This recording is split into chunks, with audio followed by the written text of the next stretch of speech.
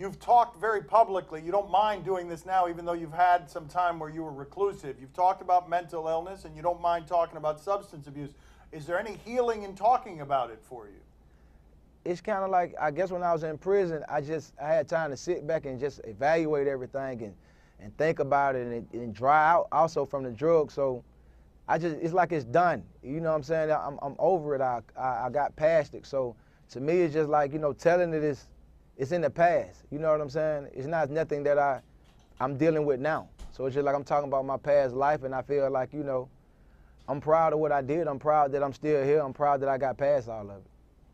How would you describe drying out? How terrible was that? You know, drying out from drinking lean, I don't know, I guess probably the worst feeling in the world. You know, it tear your body down, it tear your mind down. You've been doing something for so long, it's kind of like food, you know what I'm saying? It's like starving, you know what I'm saying? It's undescribable. It's just terrible, terrible pain. So you were physically sick, right? Like you were sick all the time? Yep, physically sick, man. You know, I was so bloated and overweight, I was almost 290 pounds. So when I got in there, I just started working out, drinking water, reading, and planning and plotting on what I was going to do when I got out. And it just kept me hopeful. You know what I'm saying? And it just, you know, it made the time, I tried to make the time work for me the best I could. What was the most extreme you were using? At the time you were using more than you should have been. What would you say that looked like? Like how much lean were you drinking? What were you doing? I drank lean every day, smoked blunts every day. So how did it look like? I guess for maybe 6, 7 years straight. That's just, you know, that was my daily thing.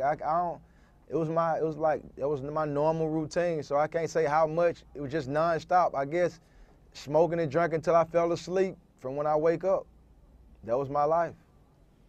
And so did you realize that you had a problem, or did jail point that out to you where you realized you had a dependency? Once I was in that prison, I can look back at it and see it, but during those years, it was kind of like, I can't say I thought I had a problem. Well, I just didn't think that I could stop it. You know, it just, it's hard for me to explain it, but you know, it's just like my daily routine for so long that I knew people drunk lean and smoked blunts and did drugs and stopped, but I didn't think that I could stop. I never even envisioned me never not doing it. So when I sat down, it gave me time to say, oh, listen, maybe it's a life where I don't have to do this every day. And then I started building upon that, but I never even thought that I could live without it. Are you surprised that it didn't kill you? Yes, 100%. I'm blessed, man. To even be here today, I'm blessed. Did you have a moment of any sort in jail where you're like, the lights came on? Did you have a moment of epiphany? Did you learn about mental illness in jail?